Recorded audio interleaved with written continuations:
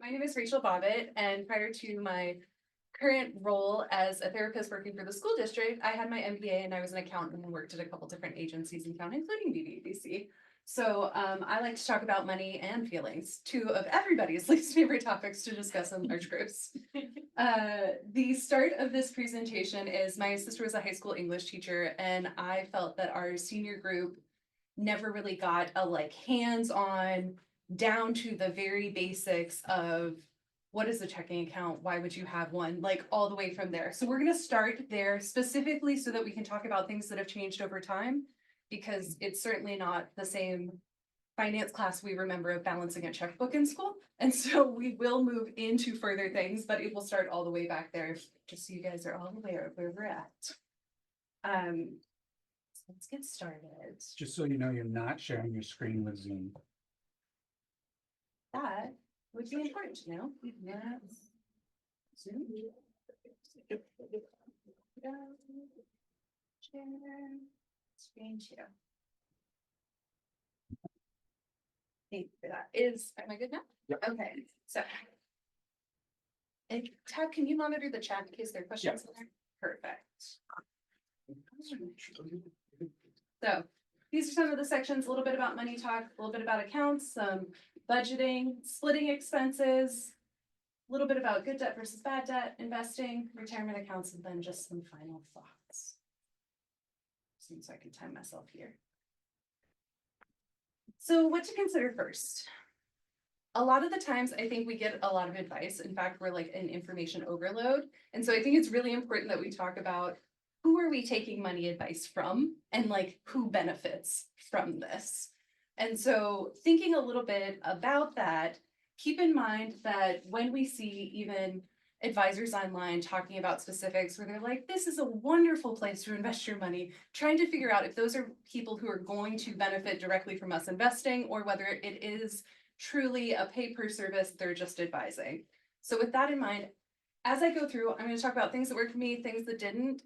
Please view this as a cafeteria presentation. In fact, let's call it a potluck one. Take what you like. And if it's a piece that you don't like, feel free to leave it. That's totally fine. So this is my cartoon, and she goes, honey, what are your financial hopes and dreams? And he goes, oh, I hope we never have to discuss this again. So please keep in mind both who's talking to you, also the location of where these things are happening, timing, tone overall. Money makes people very anxious, and so a lot of times our tone around conversations can make it more difficult to get the information we need because we're nervous about it, or they are. And then the purpose. So judgment-free zone as we move forward. I think before we get into budgeting, it's really important to think about kind of your overall financial priorities for us as individuals. So this was just 3 categories to kind of think of as you are looking at your overall finances. What do you need to spend money on? So shelter, transportation, health-related items, medications, food, if you are looking for vessel upgrades, things that are very specific to you. What things do you want to spend money on that you like to spend money on? I love to travel. I read like crazy. I would love to spend money on books, time with friends, shopping, music. And then future, are there certifications, trade schools, specific colleges, big purchases in your future costs, or even just retirement that you're looking forward to, and recognizing that we can make plans for these different areas in such a way that we're not just kind of budgeting up to this point and then, okay, now we've saved up as much as we can and now we spend all the money and we start all over again. And instead think about this as an ongoing process. And then each paycheck, we can look at things and go, okay, here's my needs. This is the couple things I want, and this is where I'm working towards my future.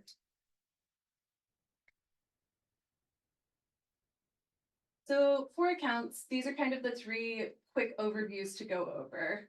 First, just our checking accounts. A lot of people end up with one, and that is a fine way to do that if that works for you.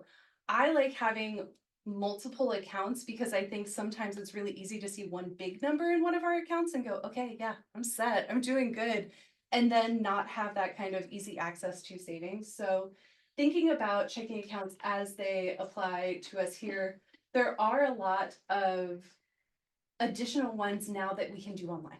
things that we can find that aren't necessarily Wells Fargo's up the street.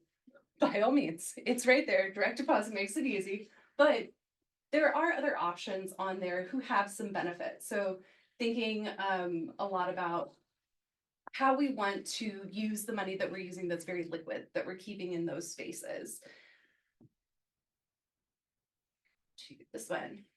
So types of savings accounts. I think when I remember thinking of savings, it was very much this like, here are my little pots of money. And it was, this goes to this, and these are the particular savings. I really encourage now, especially with online banking, auto savings is so easy. It's so easy to then think about and go, what would I spend if I drove through and got Tide Table for a week? Okay, can I comfortably have that just kind of auto go into a different account that I'm gonna then build up over time? So thinking of ways to automate kind of pieces out of our brain so that we don't have to think about them and can still be building towards those bigger goals that we have is a really great way to start small and then let that build up.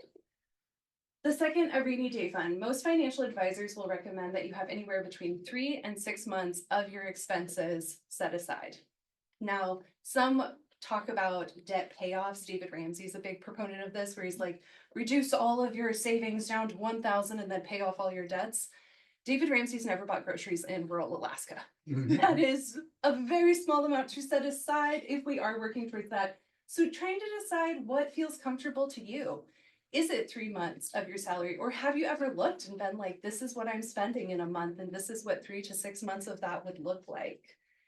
And those aren't just a rainy day as in once in a while. Those can then become this job is terrible and I need to get out of here, and they just cover a month of bills. It can be a car parts, new motor because one burned out in the middle of fishing season. It can be those things that come up that are kind of an ongoing thing. The next one, goal-based savings, is I think a really great way that people don't always think of. So Ally Bank does a thing where you can do buckets. They're an online banking company and you can decide these little buckets. And that's a lot of what, sorry, I'm checking my slides to make sure I'm not like, oh, is this a thing? But that's a lot of what some of those can be. So if you have like, I set this up, my baby brother loves tattoos, he's inked. So he has a tattoo savings account and it's like, oh, when I've put this much in here, I'm gonna go get some fresh ink. It can be, this is towards, you want to get a new house. This is towards the house. This is towards new apartment, moving. Think of those as then being able to watch your growth towards specifics. So it doesn't have to be that it's, this is my spending and this is my savings. You can instead be like, here's a very specific thing that's going to cost me this much to go to Hawaii in the middle of February when it's frozen. And that's what I'm saving towards, and work towards those ideas. And then finally, CDs.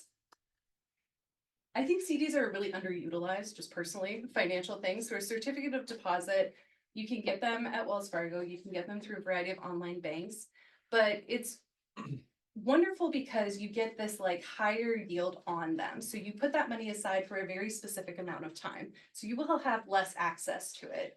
But then you can do things like CD laddering and be like, every year at Christmas, I spend about this much money. So when I have a little bit, I'm gonna put it aside, I'm gonna open a CD, it's gonna be a 1 year. I'm gonna get a higher rate of return than if that money sat in my checking account. And then that's gonna come so that it refreshes and I can spend that 1 year CD in January when I'm paying off my credit cards from Christmas. So being able to think of those as not only paying towards future you, but what are those dollars doing in that mid time while they are just sitting somewhere, and are they getting the most like benefit towards your future goals then?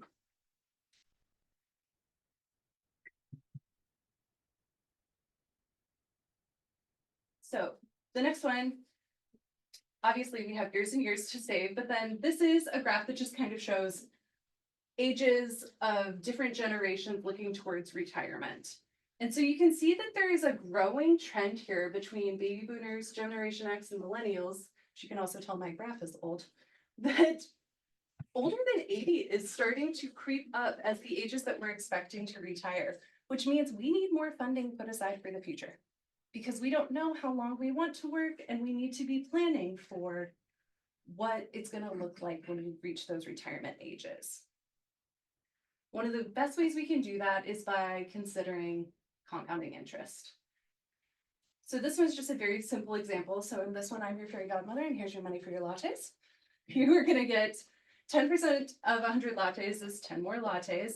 But that means that after that first month you have put in, and I've given you back, you've compounded your interest. So every month you're going up by that additional amount.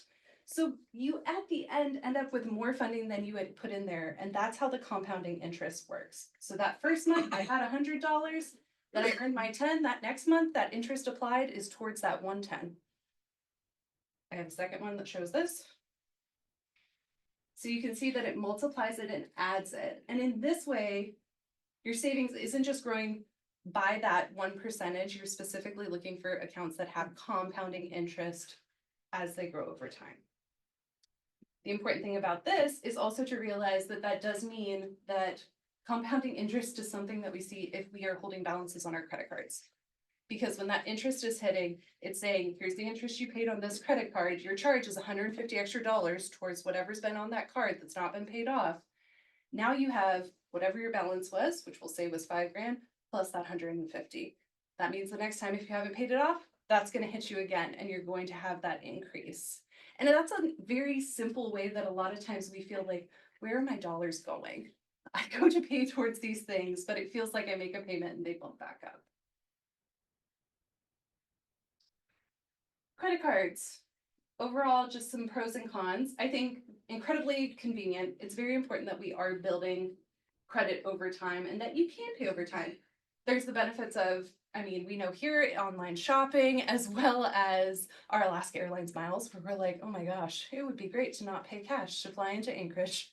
So keeping in mind what the rewards of those particular ones are.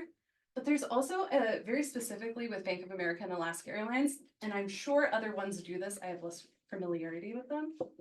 They will do an expense tracking report for you at the end of the year. So if you want to see every dollar you spent on that credit card, they will section it out for you. It is on your Bank of America. It's called a year-end summary. And you can see exactly how much you spend versus what we have as far as the numbers in our head. Obviously, there's the cons that we expect with these. They can lead to overspending. They can lead to building up that debt. There is the concerns around fraud, fees, and some of those fine prints, as well as like spending limit and interest charges. But a lot of the times they are the right tool for the job. You just have to figure out when you want to use that versus a different financial tool to balance out. Everyone's favorite part, budgeting. So what is the best budgeting method? Anybody? Whichever one you will follow. I don't care which of these you use. If you will follow one of them, it is the best budgeting method for you. Managing your finances is an ever-growing process. It's going to be dependent on you, your state, where you're feeling in life, the jobs you have, whichever thing works for you. So I'm going to go over a variety of systems that you could use for that and see which one feels like one you're like, okay, I could maybe do that one. So some very common ones are zero-based budgeting. This is also called Every Dollar Budget, or YNAB stands for You Need a Budget, and it's a free online app. Old school, we have the envelope system where you pull out and actually write how much, and that's your grocery envelope, and you stick your cash. And that works great because some people feel more comfortable actually having to count those dollars out to someone versus the feeling of, almost said swipe, but we all tap now with our credit cards. So for that. I like the 50-30-20, and that is one of those necessities that once and then a savings debt payoff can be that 20%. Then if you are in a space where you're like, I don't really need a budget right now, but maybe I could work towards one, a pay yourself first one. And then I always list this, and it was my personal pet peeve when dealing with the seniors, because I'd always list a no budget, and then I just talk about how much general awareness you have to have if you don't have one. So it is an option. It's a lot more work. Of the options, that one definitely requires the most monitoring. Rachel, there was a comment in the chat about Every Dollar app. Yes, so YNAB is the You Need a Budget app. And so it is a free app. You can I think they even have it where you can scan it directly onto your phone. They also have a website, but it basically does what exactly is the next side, which is a zero-based budget. So the idea with zero-based budgeting and YNAB is that you take all of your income, all of your expenses, and at the end you should end up with zero because you have allocated each dollar. Sometimes it's called every dollar has a job. And so in this example, we've got a monthly income. This was an example for someone doing for my seniors I had been talking to. So it's your monthly income's $3,250 in this one. It's got your rent, your utilities, but then they have allocated down every single dollar to ensure that they know where those dollars are going. So a pro of this is the very clear picture of your money. If you're planning for where every single one of your dollars is going, you have a good idea. Some of the cons is it can feel really rigid for people, even if you do build in, like there's a miscellaneous category in this one. But it utilizes the magic of sinking funds. And so a sinking fund is a version of savings where I say, okay, in my $0 budget, my zero-based budget, my clothing allowance is $100 a month. This month I didn't spend any. Well, next month, when all of that rolls over, that funding stays in that clothing line item. It does not move. So then I am adding to it, and then that month I have $200. And then you build. And so that sinking fund allows you to take big cost items, like when we get the gut punch of 6 months of our car insurance at once, and separate them out so that you're saving for them monthly in a way that doesn't make you feel so pinched when those times come. The goal of these is usually eventually to be entirely 1 month ahead. So as you build these sinking funds over time, obviously we know if you're thinking of utilities and things, that's going to be easier to build that in the summer. Utilities tend to be lower, but it does mean that you can eventually get to a place where your paycheck comes in, you look at it, you allocate it to its individual places, which you can do all online into different buckets, or you can do utilizing a software like YNAB or a spreadsheet if that's your jam. I love them. I know they're not everyone's thing. And you know that your next month is covered, no matter what. This is great also for people like us who work in education, who do not work year-round positions. So then we are building towards an area where our summer already covered. We already know what we're going to spend in those individual months. Also huge for things like big holiday purchases, things that you have coming up, to be able to set $50 a month aside and then reach that Christmas time and be like, oh, this is great. Like I've already been in here. No problem. I have a start. So some examples of just some infrequent but planned expenses are things like, I would say, oh, I forgot the slide was here. Car insurance, Christmas presents, fishing. If you know that it costs you every year around 5 or 6 grand to get ready for your fishing season, one, I need you to call Liz and Walter and go to BBDC and make sure you qualify for their preseason. But it also means that maybe if you did that and you saved up 5 grand already and then you utilize BBDC, you now have 10 grand worth of prep for your year. So thinking of ways to build that throughout time. Emergency fund in general, and this is like a very, no, I'm not gonna remember David's last name, the finance guy. But this is Ramsey, Dave Ramsey. This is the $1,000 as a place to start and then reach towards that 3 to 6 months of living expenses. Often emergency funds, it's great if you can keep them in a high yield savings account. So like our savings accounts at Wells Fargo are making 0.25% interest. Say some online ones can make up to 4%. And so as that funding sits there, it can grow. And then a sinking fund are these infrequent, but that also varies depending on your goal and can be kept in your multiple savings accounts or cash envelopes. So the old school, the envelope budgeting system, I still think that this one is very great if you're doing count out. Also from my lens as someone who worked with mental health, is this was a great way that we used to teach some of our clients who worked in residential centers how to actually practicing counting out their money. So you would create your envelopes with your categories. Some people will use like a clear file folder. Others will have just their envelopes in a little bag. but it counts out. And some ways that this can be nice is not only that feeling that all of us are different levels of learners, and some of us would prefer to have physical things in our hands to actually count out.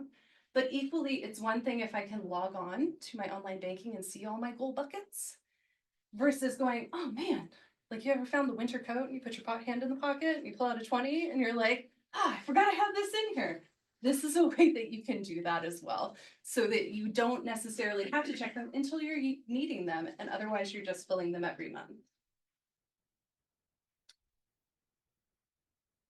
This is the 50-30-20 rule. Obviously, I would say that this also depends on where exactly you're living, housing costs, whether or not you own your home. But the idea is that you take your paycheck and take 50% and go, this is for my needs. And then 30% of it towards your wants and 20% towards your future. You can adjust accordingly. Some people do an 80-20. The splits aren't as important as the idea of looking at that total number and already realizing that's a starting place and not trying to look at it and be like, okay, subtract this, add this here. And instead be like, I know this is how much I would like allocated towards this. This is how much I'm going to look at or can look at. How much are my needs within this month versus others? So another thing that this one is, sorry guys, let me adjust my slide here. When thinking about your future you ones, this 20% can also include debt payments beyond your minimums. So a lot of the times there's kind of this question of, do I work to try and pay off all of my debt? Or am I working to build savings? We will go into what debt payoff can look like and a couple different methods you can use. But that would go towards that savings because that is towards the future you. And then the pay yourself first is very specifically if you have, one, be aware of what debt you have. If you accidentally signed up for online apps that are now requiring you to spend $11.99 every month that pulls out because you signed up for Kindle Unlimited, then make sure you go through and see what all is actually being charged to you and use the pay yourself first to go, okay, these are the things I actually want, and so then I can budget for them. Or I'm going to focus on just doing savings because that's the space I'm in, and specify what amount you're looking for and don't worry much about the rest. As I said, the no budget, you don't have to use one. Obviously, we've all been in spaces where we haven't used one over a course of time, but it does require that you need to be monitoring your finances a lot more carefully, even if you have things on auto pay. A lot of people will end up in trouble where you have that credit card on auto pay, and you don't realize that one credit card you've been using for bills and you have on file at Nushagak, turns out it expired. And now what was your monthly power bill is 2 months worth of a power bill by the time you caught it. So it really is checking every single month to go, okay, where am I at? What do I need to be aware of? And have the things I expect to hit these cards or accounts actually hit them for the month. So while it sounds easier, it's one of those work in the front end, work in the back end. Like I said, this is a choose your own adventure situation. I don't know if you guys remember these books, but I love them. So make sure and think about what things could be helpful. This is definitely financial monitoring, literacy, whatever verbiage we want to use, it's a practice. The same way that everything we do is more of a practice. It's not something that we learned once and then you're like, well, check mark that. My finances are going to be great. Came to Rachel's presentation. I would love it if it was like that, but it truly is a monitoring thing that we have to do more often. So check out a couple of the different methods, see what you like. Any questions before I go into splitting expenses? One thing, you mentioned liquid. Mm. What is liquid? So if we Googled this, we'd get a couple of different definitions. I like to think of liquid as I could have it in my hands within a day. Whether that is I need to go to the bank and take it out of the ATM, whether that's it lives in an envelope under my pillow, like it is the funding that you can actually very quickly access. So a lot of the times with things like online banking accounts, that is a downside that you can have, is that it might take 2 or 3 days for you to get that money from that online account into an account that you can actually draw directly from an ATM. So I tend to think of that as liquid. Other people will talk about it being things that aren't tied up in other things. So I'm never going to recommend you're pulling things from retirement. That's non-liquid savings, but other savings things could be. Splitting expenses. So this is my first. The only person responsible for your money is you. I don't care if you were in a partnership. I don't care if you have 14 children, like whatever it is, wherever you go in this world, there you are. And that is how it works with your finances too. If you're not great at managing them now, yes, we would all love to have hit that big jackpot. It's my dad's big Powerball thing. Like play the West Virginia lottery, that's my retirement plan. We'd all love to have that, but if you're bad at managing money, that's not going to matter in the long run. It just means you're going to start with a bigger amount that then you're going to mess around with. So always consider, and this is also because I was usually talking to high school seniors, have your own checking account. Have the thing that's separate to you. Just have it separate so that you know what you have. A lot of people will choose to join ones, and that's fine if that's what works for you. But I think it's very important that we all, just for our own sense, both of just kind of safety and yeah, I'll just go with that. Have your own checking account and work towards building up an emergency fund. Nothing in this life is guaranteed. This is a way that we can help ourselves. There's a couple different things I'll talk about as far as splitting expenses. The first, this is another pitch for an app. I wish I got like paybacks from these apps, but I don't. Splitwise is an online app. My family loves to do whitewater rafting trips, and that often involves a lot of people coming together to do it, big groups. Splitwise means when I buy something for the trip, or if you have multiple crew who buy things for your boat, they can enter it in. You can have a group thing. It will auto calculate who owes who what at the end of a trip. No longer do you have to sit down and add up who bought the groceries this time and who's paid for this out to dinner. So very easy thing to use. It's another free app and does make things far simpler when you're trying to balance out some of those bigger items. The simplest math is just doing straight 50-50 splits or an equal split. And then you have splitting proportionately, which has a slightly more in-depth look on income and expenses. And then how to combine finances and reduce arguing about money is my hope.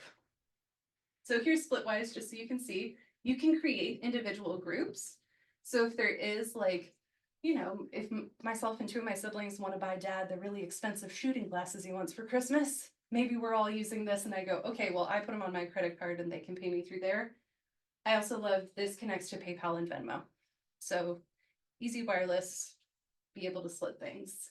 Great for multiple people. And I like that it'll simplify the debts for you, so you don't have to do the hard work of that one. Equal splitting. Some considerations when it comes to splitting things 50-50, whether you're looking at roommates, partners, otherwise. What are you qualifying as a household expense? Because if you go, hey, we're splitting everything totally equally, are you paying gas for your car and they're paying gas for theirs? Or is that a household expense? Are you sharing cars? Like thinking about what all your qualifiers are when it comes to that is going to be important when you go to do a split. Also, whose name are the bills in? How are we splitting that? Are we making sure? Because then if something does go wrong or somebody leaves or things get argumentative later on, who's going to end up holding that particular bill? And then what things are you doing kind of as roommates or couples? So are you splitting the cost of the two of you going on that Anchorage trip together? Or is that something that you want to do with multiple people? This gets even more complicated when you go into kind of multiple roommate situations or if there's multiple couples in a household. So one of my recommendations is doing just a very easy roundup just for easy math. So, because I'm a nerd like this, for me and my partner, it was, here are the bills. We've agreed upon these are the bills that we're going to split proportionately. Like we're going to equal split these. I'm going to look at what 6 months worth of that bill is, round it up to the nearest, probably $50. Then if there's extra, it ends up being its own sinking fund. So this is the same way that like in other places, I don't know if Michigan does this, so I can't say if they do, but in other places, you can do this to balance your bill amount for like your electric bill over the course of the year. With the recognition you're paying the same amount, you won't get that buffer of paying less in the summer. but it does mean you also won't suddenly have a giant spike in the winter. So that's my recommendation on that one. Splitting proportionally, this is my favorite example of this. I've got two friends who are a couple. One of them works for the government. She's a scientist who does something with lasers I don't understand. And her partner is a wonderful dude who works for a instrument repair store, specializes in trombones. Their incomes are going to be very different. Saying we are each going to pay these things is not going to balance over the course of time. So a way to split proportionally is add your incomes together, determine what percentage overall of the funding coming in, if you are going to do a joint amount of funding, that each partner makes. You can then get your total expenses, and each partner can pay their percentage, and whatever else is there is on your own. This can be adjusted over time. It doesn't have to like require overhauling your budget because you are adjusting those based on who's making more at different times. Another important thing to think of if one of you is going back to school or has a big purchase that they're working towards, but it just gives another way to feel more equitable. I'm never going to say fair because I don't think that's a thing. So more equitable over time. So some ways to do this, joint account, deciding what comes out of this. Always get the benefits, especially when we're talking kind of like some of those credit card benefits, if that's airline miles. So saying, hey, yeah, this is our joint account, this is the joint credit card, and you can make those so that both people have to sign, if that's a comfort level you have, or that you're both on it. And set up auto pay on those bills. Auto pay, like I said, you still have to watch it. So when it's good, it's fantastic. When it's bad, that's when you haven't been paying attention. So make sure that when you are going to set those up, that you're aware of when those things are going to hit as well. All right, debt.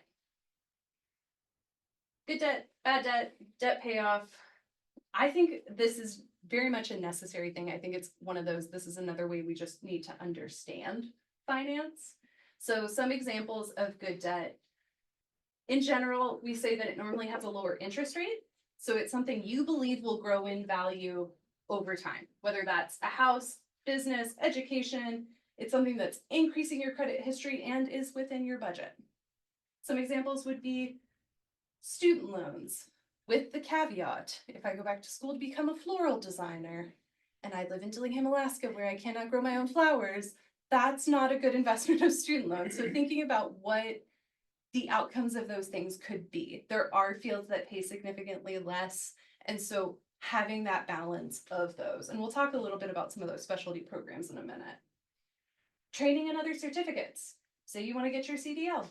Love that. Again, make sure and hit up BBABC. But also, here are some different ways that you can just look at some of these debts. Mortgage, that home equity, and business ownership. So, good debts. Bad debts, we typically think of these as higher interest, not backed by an increasing value asset.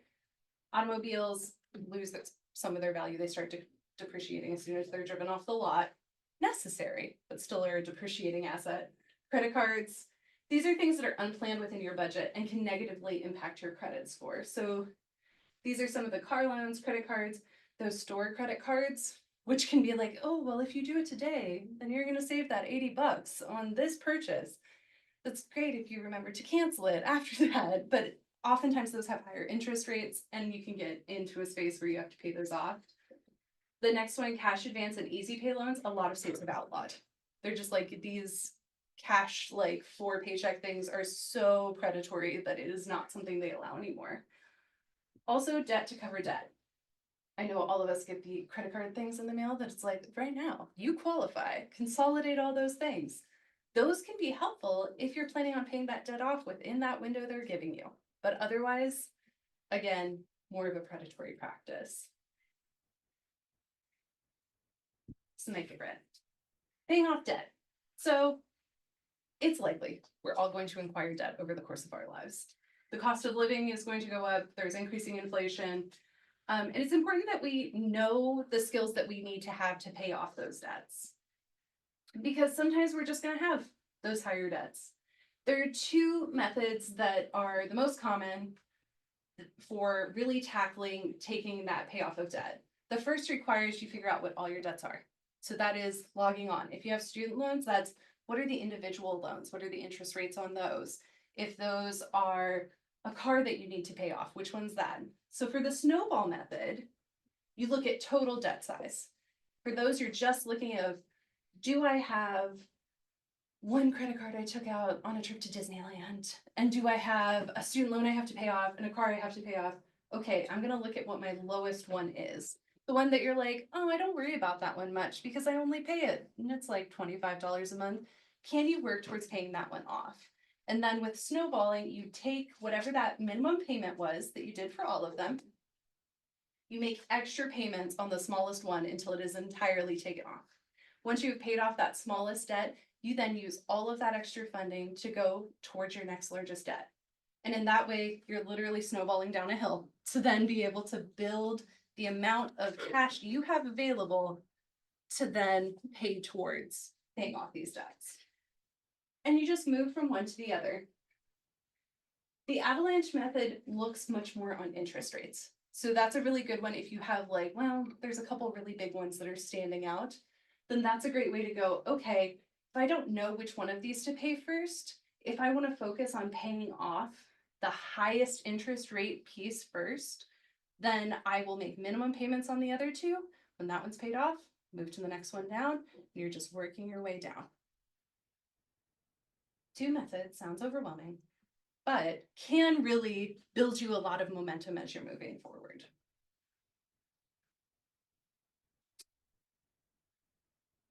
A little bit about investing. The hot stock tip. No, I'm totally joking. I don't know any of the hot stock tips. So the first is just some of the investing terms. So stocks often sometimes they're called shares or equities. A bond is a fixed income security. I think we think about them more like savings bonds or what they talk about on old movies. A bond is usually part of a mutual fund portfolio, which is a mutual fund is a financial instrument. It pools the money of multiple investors and says, under this fund, we have this many shares of this type of stock, this many bonds, and this is the balance of them. And then ETFs is the collection of investments. So those are those traded things, whether it's shares, bonds, money market instruments, and they track an underlying index rate that happens over time with the stock market. I know it feels like I just spoke Greek to you. I'm sorry. There's some of the pieces. So comparison sometimes I think is helpful. So both ETFs and mutual funds pool money from many investors for us to buy investments. They both provide diversification because there are multiple things that you can potentially invest in. And they hold that wide variety of different investments. Some of the differences is mutual funds are bought and sold once a day. They are actively managed and that price is set once the market closes for a day, which for us, day trading is a nightmare because it's all based on East Coast time. Then ETFs, these can be bought and sold throughout the day, not just once a day, and they are passively managed, so they tend to grow over time, and then the prices can go up and down throughout the day, but you're looking for that overall. Some investing options. We're at a very, never before do I feel that we've been able to so actively be able to manage some of our investing money. There are self-directed accounts. A really common app for that one, though none of us made the GameStop money, is like Robinhood investing. So that's my favorite for, I got mad at this political thing that happened and I want to go support a company. I'll go spend $5 on Robinhood and buy shares in it. Those are great. As you can tell, there's a lot of verbiage very specific to finance. Lots of places do automated investing portfolios, and I think they're a really wonderful option. And they look similar. So those are the ones like we get in retirements of like a target retirement age date is a specific investing portfolio that they're using. And it's a specific ratio of stocks to bonds that they're using to determine that. I really like Ally Bank, I've used Vanguard, Ellevest is a woman-owned company one. All of those you can get on there. But now they have ones that it's zero minimum. So if you do have a couple $100 you want to throw towards it, look for those. They often don't have trading fees or very reduced trading fees. And so the automated ones will also do this wonderful thing, which is portfolio rebalancing. So when people talk about some of their big retirements where they've, oh, I put this much money inside, but they never got into their retirement fund and chose what specific investments that they wanted, they're like, well, this hasn't grown at all. Like I've started with the same amount as I put in. So rebalancing is where if there's a dividend paid to that particular stock you own, they go, okay, well, here's your 36 cents towards the share that you owned. Where do you want to put it? And otherwise it just sits. And then it's not growing you anything. And so rebalancing allows them to go, okay, here's all your dividends. They will rebalance those into that account to still match what is most important, just understanding our risk level. I talk about that in retirement accounts. I swear I'm not just skipping. So a few things on these. Often we see 401k, 403b. These are often nonprofit, church related. Some schools do 403 plans, employee stock ownership, profit sharing. An IRA is an independent retirement account, if you never knew what that thing stood for, and then a Roth IRA. There are benefits to all of these. For 401ks, this is really easy if you're an employee. Also, always ask your employer do they have matching contributions and what are those contributions? So some places will match things like dollar for dollar, every dollar I give, you give for a certain percentage, and then 50 cents on the dollar after that. The thing to know about that is that it does have limited investment options, and it also takes a couple years before you own it. So when they talk about matching, you want to know whether they're matching your percentage or dollar of how much you're putting in. And then a vesting schedule is how they decide when the money they gave you is truly yours. So that really is dependent on the company.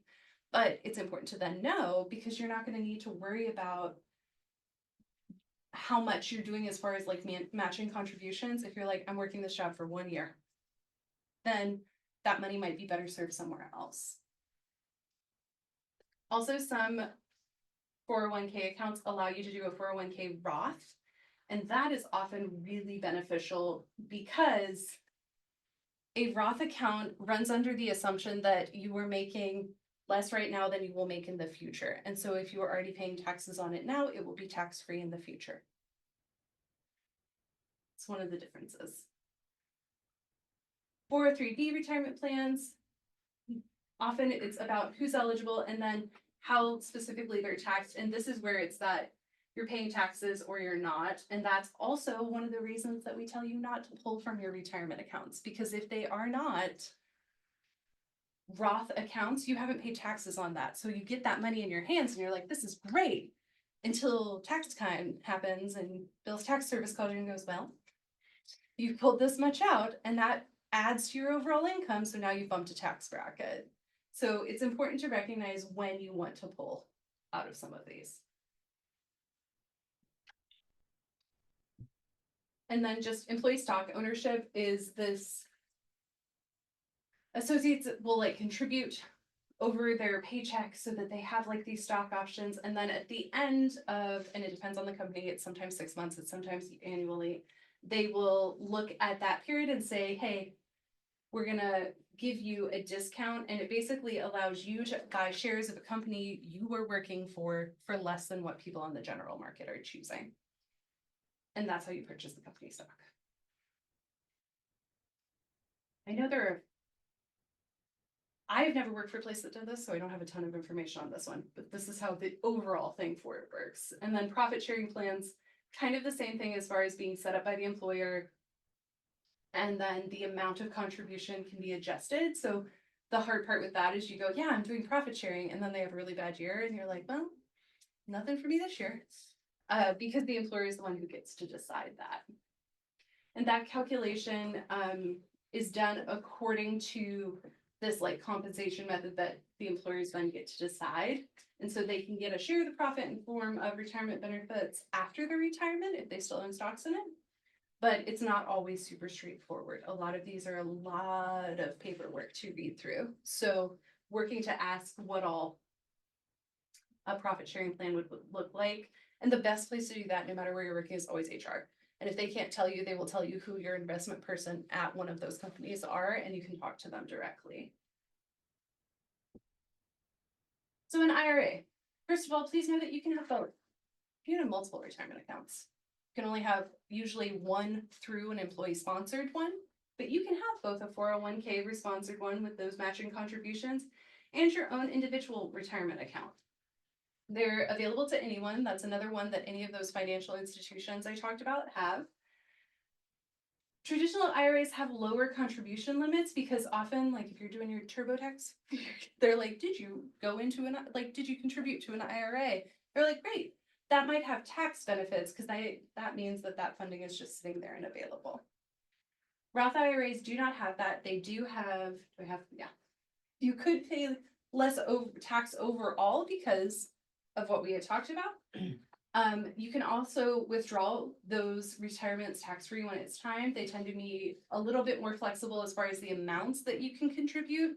If you're under a certain retirement age, I think the current Roth IRA is $6,500 a year. Maxing that out is great, but there is no tax break for those contributions, and it does restrict overall how much you can put in.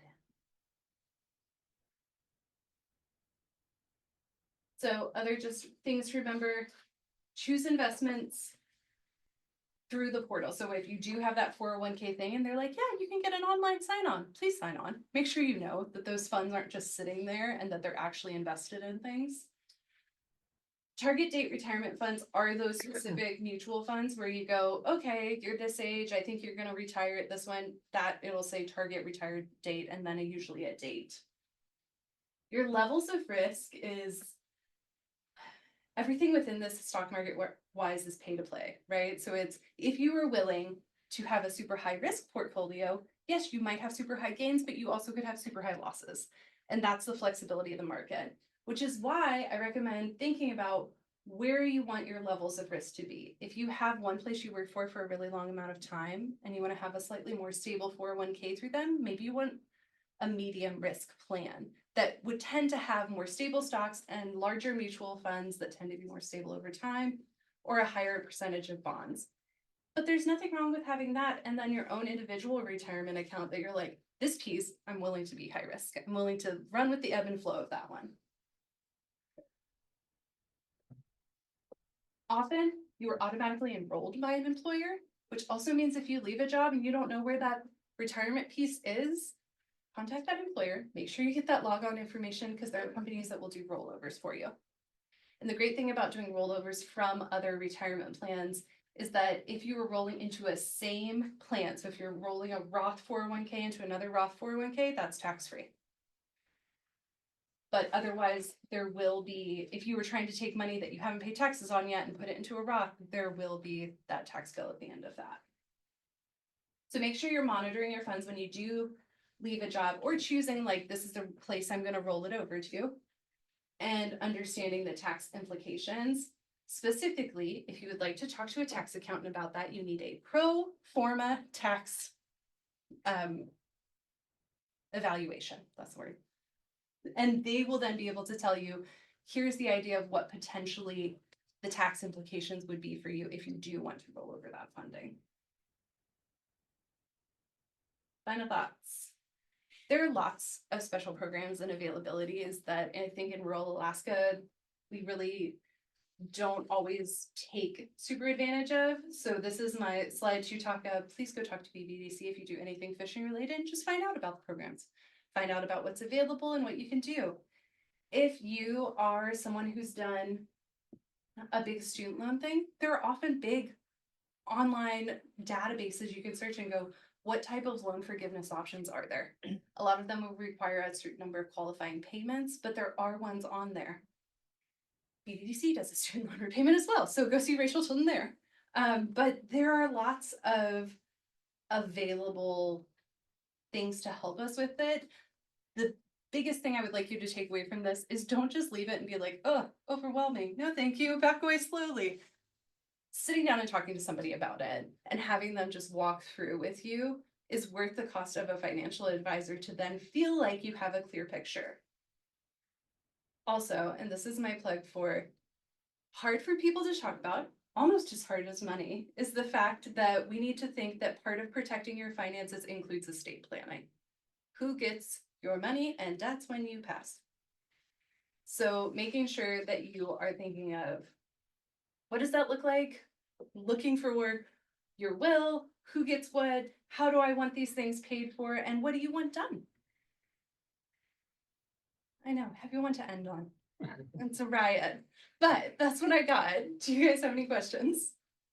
Are there any financial advisors locally? Not that I'm aware of. There's a couple, Money Management International works with BBDC, and I believe they do come out and will do some financial planning or oversight, or would know who in Anchorage is like a good connection, who would understand specifics of here.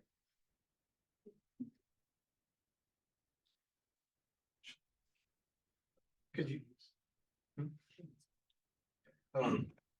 Could you kind of highlight that thing you were talking about the ladder savings, the CDs? Oh, yeah. So a CD ladder is the idea that, say you came into a windfall, it's a really great season, you got a bonus, PFD was higher than we expected, whatever it happens to be. A CD ladder is basically saying, I'm gonna take this, say $3,000 I have, I would put 1,000 in a 1-year CD. I'm gonna put the next 1,000 in a 2-year CD and the next in a 3-year CD. Then when that first one comes up, if I have more to save, it just means that you're putting that funding so it's available at the same time every year, which is great for if you know you have those expenses. And the more years out you go, often the higher the interest rate is on a CD. And so that's what CD laddering looks like. The CD is the money you earned on the CD taxable income. I believe so.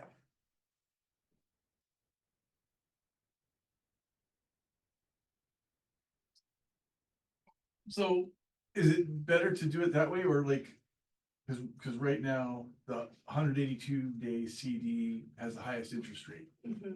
So is it better just to keep like I'm Just buy more of those. Right. yeah. Yeah, I think it depends on whether or not you need it available. If you have other liquid savings that you're like, okay, if something happens, I need that money, then go for the amount of time you are willing to let that money sit and earn. But there's no like financial, for that one, it's really up to you because the longer you let it set, the more you're gonna get on it. And so if you're fine with letting that money just sit and grow, that's great. Laddering is often for just having that, I might need something this time of year whenever it comes due. And so I want to make sure I have something potentially available. But if you also have that 1-year one come due, take that money and you didn't need it, reinvest it in a 4-year, and then it continues on through time. So it would certainly be applicable to like, say like beginning of the season fishing expenses. Totally. Right? Yeah, like you could put your startup expenses in a CD for the next year and then just keep that rolling from year to year. Yep.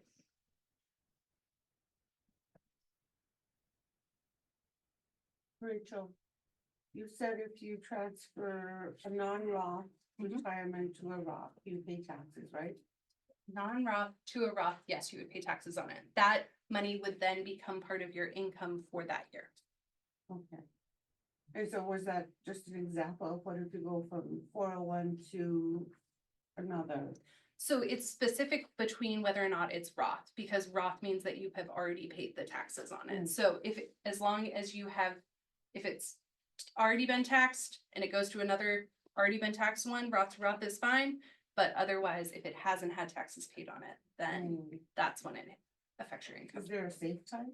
Some people work through retirement, you know. Right, I think it really, that would require a financial planner to look at and then say, hey, this is like the ideal time to do it. Because if you're working through retirement, but you've chosen, like sometimes you want to do it when you're making the least amount of money, because then it's not going to bump you those tax brackets. So if you are working through retirement and you're like, well, this is the period of time that I'm going to work a job that's slightly less income wise, then that would be the time to do it. But that's where that pro forma tax review will allow somebody to sit with you and be like, this is what this would potentially impact if you were to roll it over at that time. Is it wise to, I don't know, is it wise to put your retirement into like a IRA in the bank and just leave it? Is there, because it would be a different, is that gonna Right. It would cost be, me taxes? if there are age limits depending on the retirement plan of when you just have access to it. And so knowing what your specific retirement plan is the best thing you can do with that, is talk to them to be like, when can I just access this money without a tax penalty? And then if you wanted to move some into an IRA or other retirement account option, that would be the time to do it. But but they're all very specific to the plans and investing, and that's why it's kind of hard to be like, I wish there was a magic age, and I could be like, yeah, when you hit this age, you just can do whatever, but they. Pretty haven't soon set them you that way. don't have to work till you're 80. you know? Right, like hopefully none of us are doing that unless we really have a thing we love doing, in which case, by all means. Well, that's my example, that was my COVID thing, is I got an online floral certification, so. I know from my experience, I have retirements and, multiple trade pensions and stuff like that, and almost every retirement or investment vehicle almost always has someone you can contact who can tell you what the parameters are of it, like, is there an age after which you will no longer be taxed on benefits paid out or contributions. So it's worth kind of looking at the fine print on your statements you get from your various retirements.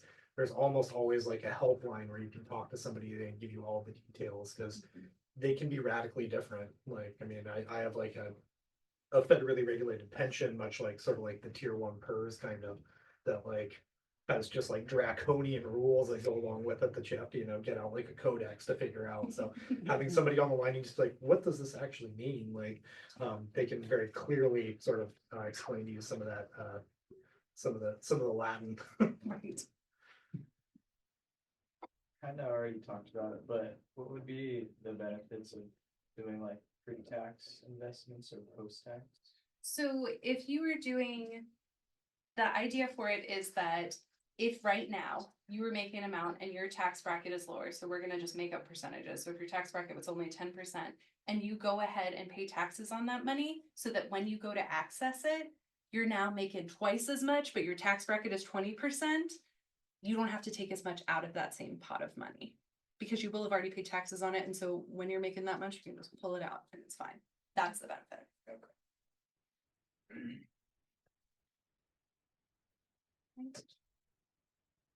Thank you guys. Awesome, thank Thank you. you.